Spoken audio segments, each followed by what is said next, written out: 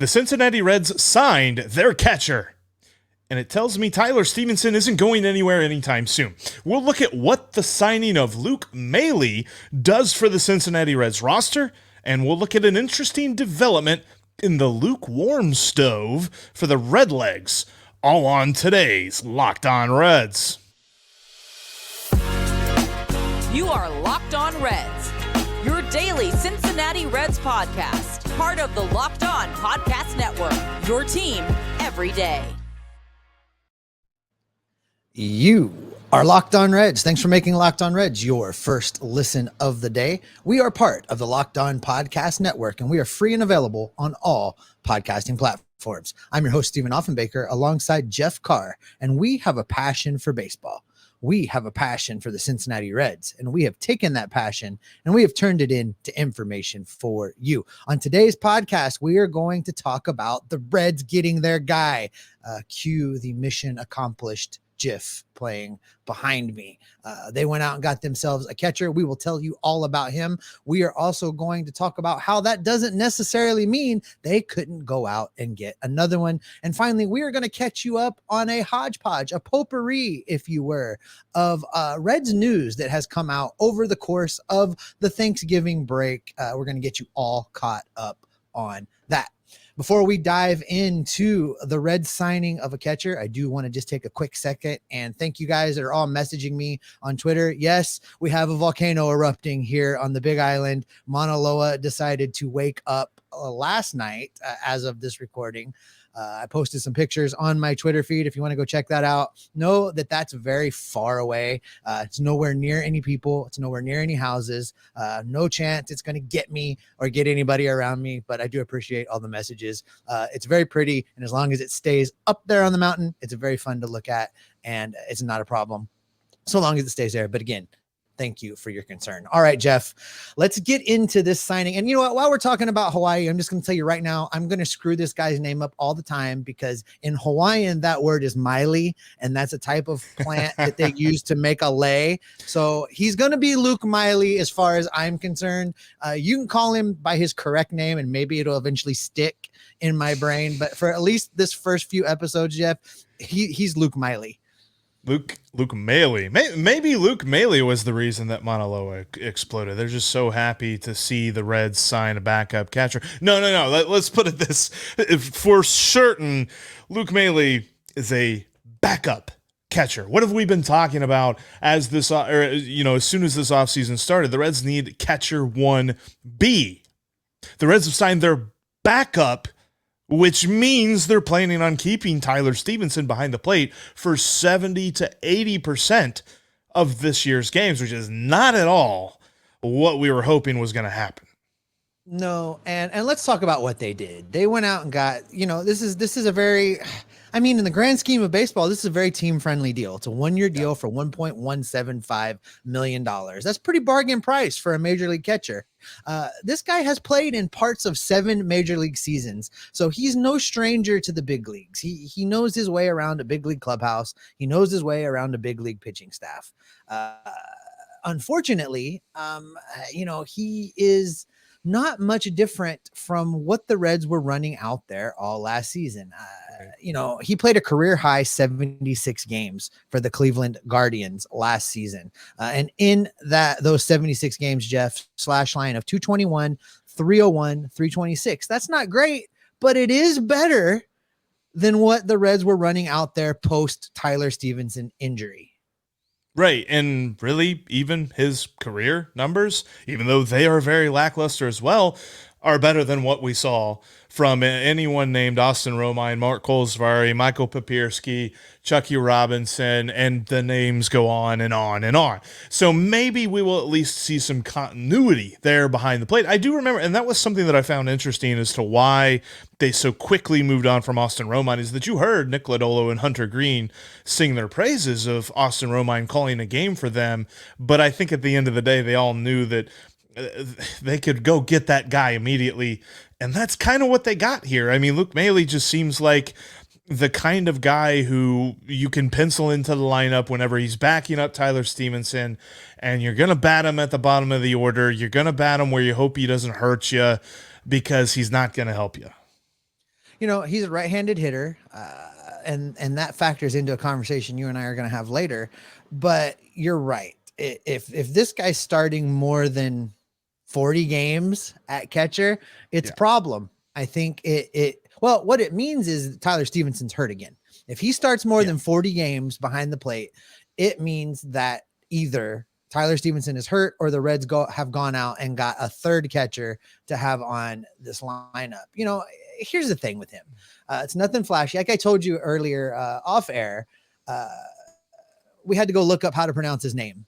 And if the Reds sign a guy that neither one of us know how to say his name and we have to go look it up, it doesn't warrant an emergency pod. It's not breaking news. It's roster filler. It's, And that's how this move strikes me. It's, I mean, we knew they had to go out and get more than one catcher. They needed one catcher that's going to stick and be on this roster, but there's nobody left to catch during spring training. Everybody besides Tyler Stephenson that appeared for the Reds last season is gone. So they had to go out and get some people. Now, the fact that they gave him a major league contract and spent over $1 million doing it, I think he factors into their plans in some way, shape, or form. They plan on him being on the roster. He's a little bit more than just spring training filler, right. But this is not a sexy signing, and a career OPS plus of 61. I mean, he's 40% below league average. So I don't know exactly how much we can expect from this guy other than he's going to be a little bit better than the train wreck that was catcher in 2022. He's not going to be a train wreck. Maybe he's only like a motorcycle wreck, or maybe like a, never mind. I'm not going to compare wrecks. When I look at Luke Maile, though, I look at this and I say, we talked about how the Bengals or how the Reds, I just saw your jersey and lost my mind for a minute. Well, we want to talk about the Bengals. That could be a whole lot more fun conversation. We can lock on Bengals this puppy up right now. It might be, and I know that James and Jake are having a lot of fun over at Locked On Bengals if you want to go check that out. But for the Reds part of this conversation, we've been talking about how they need to make moves within the margins, but this is so far within the margins that even I was kind of like, which, like, personally for Luke Maile, I'm happy for him. Like last year, he got a minor league deal from the Guardians, turned that into some major league playing time, the most he's ever seen in one season. And he turned that minor league deal into a major league deal this offseason. So maybe he continues to trend up, and maybe they saw something where he can continue to have some sort of production. But I completely and wholeheartedly agree with you. If he has to play more than 40 games, that means something terribly wrong has gone for Tyler Stephenson. And at the end of the day, he's 32 years old. We're not talking about a prospect here. And I think that this just shows me that unless they make a move for Tucker or for another catcher, this would point to them not thinking about much time out from behind the plate for Mr. Stephenson. I think they look at him and they say, he's going to catch 100 to 110 games. And I don't know. Like, I want to say that he's not injury prone, so then that shouldn't be a problem. But there also seemed to be some kind of weird bad luck with him. And I wonder what that much exposure to that sort of bad luck is going to do for his availability this year. Here's one thing that we don't know, and I'm going to be interested to find out. You just kind of hit the nail on the head in that Maile, whatever his name is. We'll get there. I'm eventually going to get it. He his first home run. You'll remember how to say his name. Correct. But, you hit the nail on the head. He's 32 years old. He does have some experience managing a pitching staff. He knows his way around a rotation. So, I think that in the grand scheme of things, at least there's that. We're going to need anybody that's behind the plate to be able to handle the young pitching staff, because on top of guys, the top 3/5 of the rotation all being second-year players, there's probably going to be at least one more rookie in this rotation in 2023. So you're going to need a guy that can help bring those players along. And I hope, given the fact that this guy has a ton of innings behind him, whether it's minor league or major league baseball, he can help them as they navigate their way through their first and second seasons in Major League Baseball. If you're watching here on YouTube, you can see it, but if you're listening, I'm stifling a little bit of a chuckle, because I'm just realizing is talking about a catcher that knows how to work his way around a pitching staff and call a game just another way for us to figure out a way to say that he's good without saying that he's good? Because I feel like that's what we do with a lot of players. Oh, he's gritty. He's a bookworm. Boy, that guy's a real gym rat. Oh, he's sneaky fast, sneaky athletic. You know, He's things a ball like this. player. Like, yeah, he's a ball player. He's a gamer. Like, is he good or is he not? And I think I want to say that I'm wrong and Luke Maile just shows up and hits 40 bombs, but I don't see that happening because I just think that this is the kind of move that would say either the Reds got to make another move for them to do our thing about moving Tyler Stephenson off of catcher and maybe even starting to work him into first base. Or they don't see that plan happening at all until they call up a guy like Matt Nelson. It could be. And to answer your question, I think catcher is the one position on the Major League Baseball field where we still like guys to be defense first. Yeah, it's a luxury to have a Cadillac of a home run hitter behind the plate, but most teams don't have that. You need a guy back there that's defense first and is very analytical and can be your manager on the field and can bring pitchers along and know when to go calm them down and know when to stay out of their way and know when to redirect them. You need a guy like that with the smarts to play that position. So I think that's why we talk about defense more with catcher than we do anywhere else on the field, because everywhere else there's somebody in the dugout that can scoot you around and position you and tell you where to play. And as long as you can put the glove on the ball, you're doing your job. There's so many more components to being a catcher at the major league level. I think that's why we focus in on that so much. And I think in that case, experience matters. And we saw a tremendous lack of experience at the Reds catcher position last season. Yes. And we saw what the consequences of that were. How much better would Green and Lodolo and Ashcraft have been if they had been with an experienced battery mate the entire season?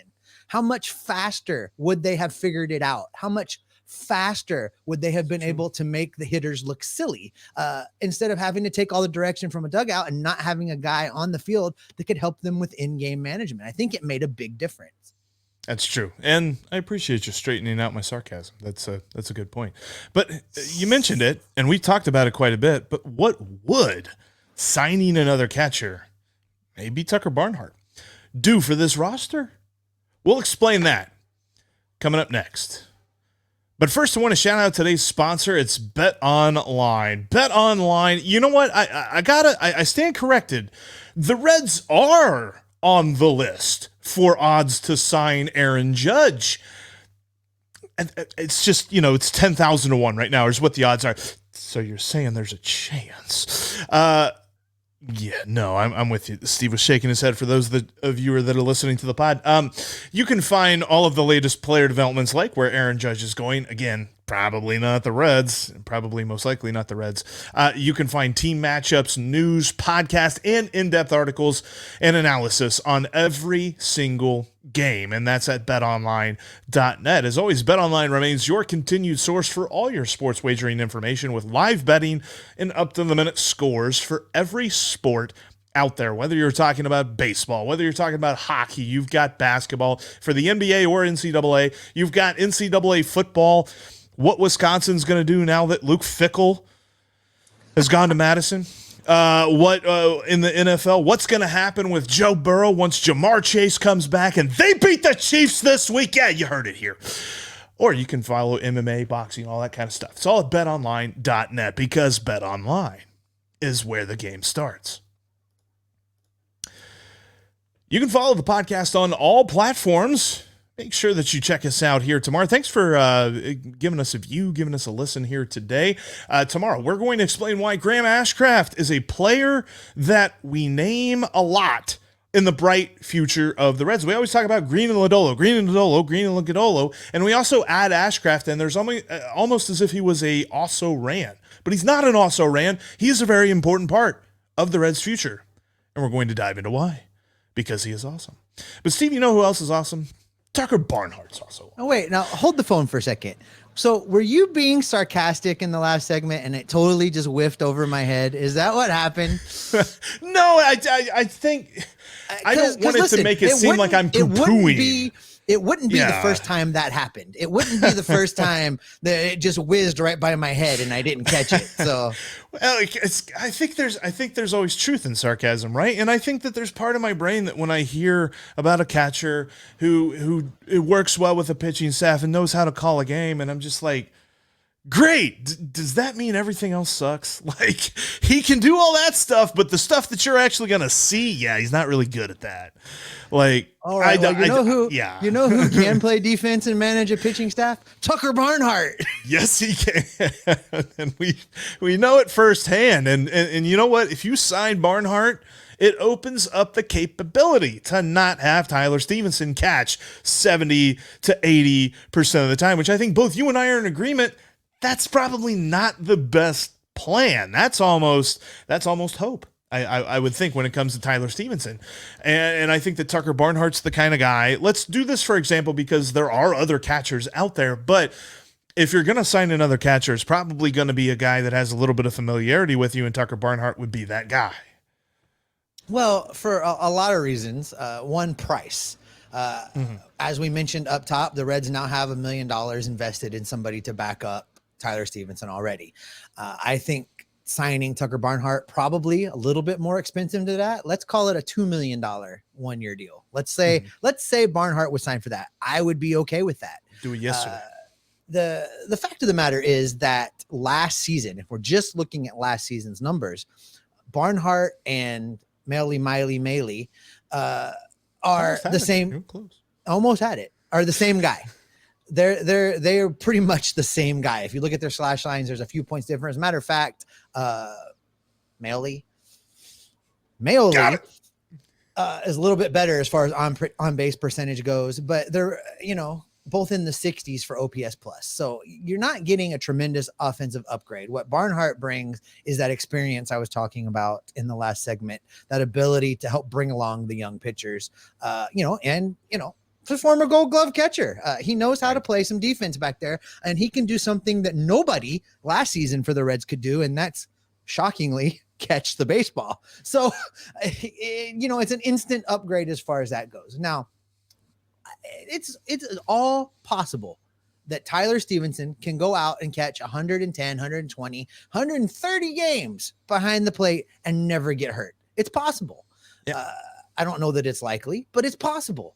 His injuries last season were both kind of fluky. He could maybe go the whole year and not get hurt. But my desire to move him around isn't completely linked with the fact that he was hurt so much in 2022. It's more about preparing long-term to maximize what you can get out of Tyler Stephenson. And to maximize what you can get out of Tyler Stephenson, you need him rested, healthy, and in the lineup. And playing catcher is very taxing. He's going to get beat up. He's going to get nicked, even if it's something he can play through. I want him to have some time at first base. I want him to have some time at designated hitter. In order to accomplish that, the Reds are going to have 3 people capable of catching on this roster, and Kyle Farmer is not walking through that door.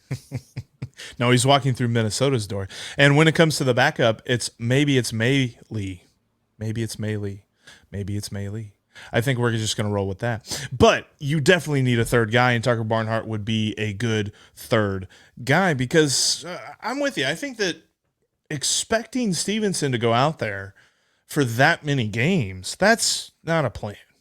That's hope. You're hoping he stays healthy. And Maile, the way that he profiles, it is not what we saw with Tucker Barnhart. Like, at least there were some stretches where Tucker Barnhart was a good hitter in Great American Ballpark. Now, obviously, it all regresses back to the mean, and eventually Tucker Barnhart still was hitting 230 at Great American Ballpark, but he knows how to hit in this ballpark. In fact, it's interesting enough, Maile, even though he played last year with the Guardians, that was his only year with the Guardians, he's never played at Great American Ballpark before. Now, maybe he does show up and just go off. Maybe there's something in Skyline Chili that helps him do that. But you are going to need that third catcher on the roster. And Tucker is the guy to do it, because without Tucker, Luke Maile is not catcher 1B. And I don't want to see them throw him out there for 70 or 80 games, and they're not going to. And No, then that means that Tyler Stephenson is just going to be stuck out there quite a bit. Yeah, that's a big ask. I mean, even if Stevenson's completely healthy all year long, to ask him to go out there and play 120 games behind the plate is going to take a toll on his legs and on his body. And I don't know that long term. Yeah. I don't know that we want to do that. I mean, Right. we're talking about a guy that has 40 homer potential, and you can talk to me about Johnny Bench all you want. That was a once in a lifetime, once in three lifetime type of catcher. You can't have a guy going out there and catching 150 games and hitting 40 bombs in today's baseball. It just really doesn't happen. So they need a third catcher, Jeff, and all things being equal, I would prefer it to be a guy that we know and that we're at least confident can bring some defensive upgrade to the team, even if he's not going to be an offensive juggernaut, so to speak. So, because I don't think they'll go and spend the money that they need to go spend to get somebody that's going to hit, 250, 350, 400. They're not going to go pay for that catcher. So, and those guys, and there's guys out there on the free agent market that do that, but the ones that are in the Reds price range can't catch. And you've said it best. Like, we want guys who can play defense. Like Omar Narvaez is a bad defensive catcher. He is not going to be the guy that you want with your young pitchers like Nick Lodolo, who throws a back foot breaking ball that he's going to have to dive through and block that thing, 20, 30 times a game. You're not going to want to see Omar Narvaez try to do that. Mike Zunino comes to mind, guy down for Tampa Bay. Don't want to see him try to do that. There's a number of guys that if the offensive stats are good, that means, and they're still in the price range of a of a Tucker or a Luke Maile, then that's because they're defense deficient. So I don't want to see that at all. I'm with you. I think that signing Barnhart opens up the capability to not have Tyler Stephenson catch 70 to 80% of the time, which for you and me was one of our stated goals for the Reds this offseason. All right, this is going to be interesting to watch as it plays out over the rest of the offseason. But listen, coming up, did a former Reds pitcher tease a potential return to the Queen City? How's Joey Votto's rehab going? You might be wondering post-Thanksgiving. And is there a new landing spot for the Punisher? We've got all that coming up next.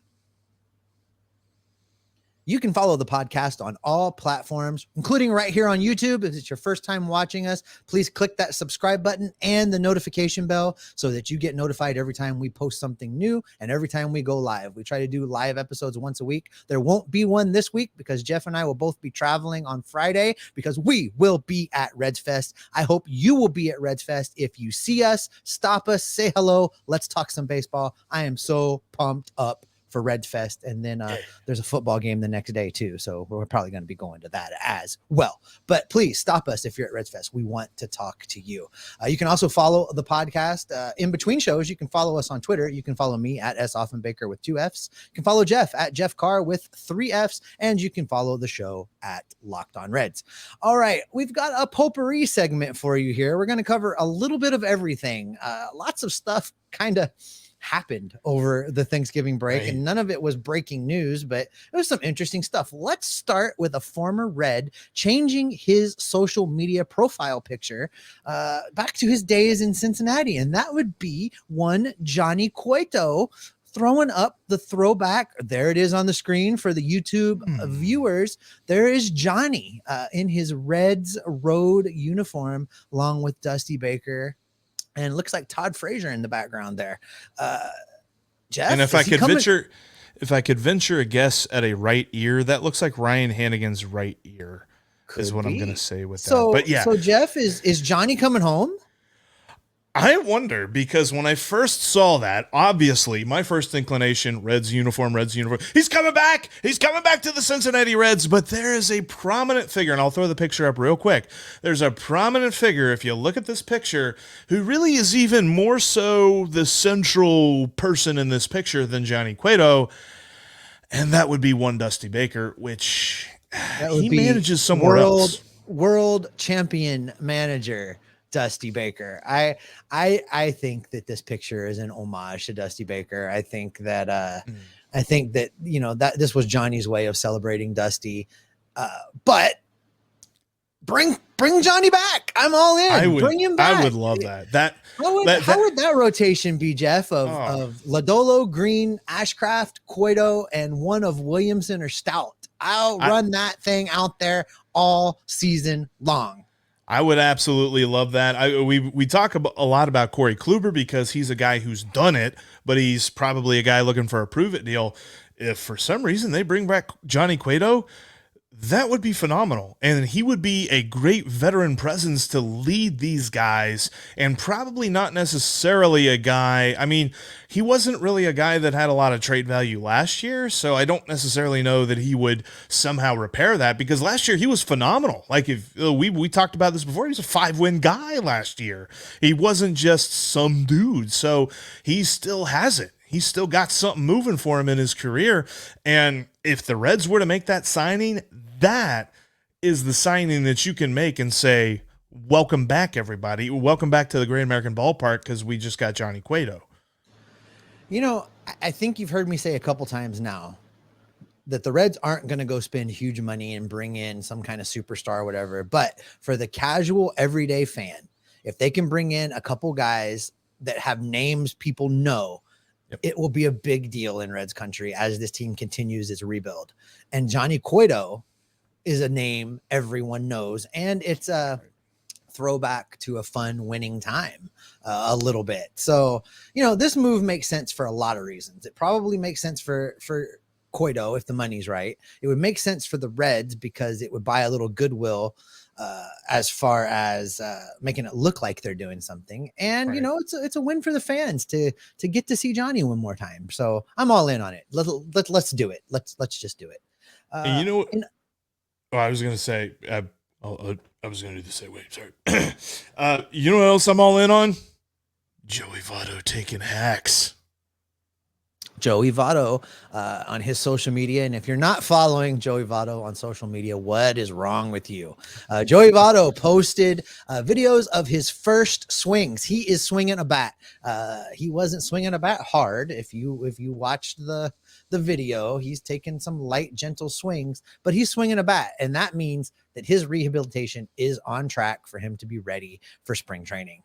I'm still all in on Joey Votto being the comeback player of the year.